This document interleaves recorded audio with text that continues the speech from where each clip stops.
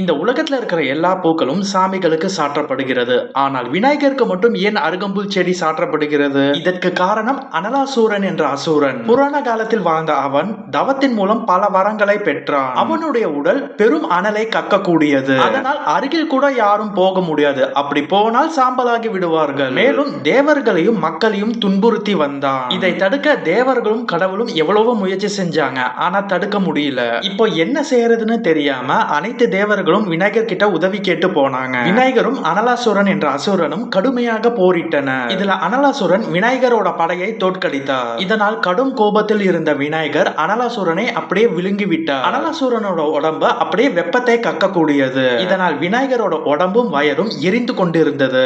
இதனால் தேவர்களும் கடவுளும் இதை தணிக்க என்னென்னமோ செஞ்சு பார்த்தாங்க. ஆனா எதுவுமே பலன் தரல. அப்போ அங்க வந்த சப்த ரிஷிகள் ஒரு ஜான் அளவுல இருக்கிற 21 அருகம்புல்லை விநாயகர் மேல் சாற்றினர். உடனே சூடு தணிந்து விநாயகரோட மேனியும் வயிறும் குளிர்ந்தது. உடனே விநாயகர் மகிழ்ந்து இனிமேல் என்னை பூஜிக்க விரும்புவோர், வரத்தை பெற விரும்புவோர் உள்ளிட்ட அனைவரும் அருகம்புல் கொண்டு வணங்கினால் மகிழ்வேன் என்று வரமளித்தார். அன்று முதல் விநாயகர் பூஜைக்கு உரியதானது அருகம்புல் செடி. இன்னும் இது போல நிறைய விஷயம் இல்ல பல விஷயம் தெரிஞ்சுக்க இந்த சேனலுக்கு சப்ஸ்கிரைப் பண்ணுங்க.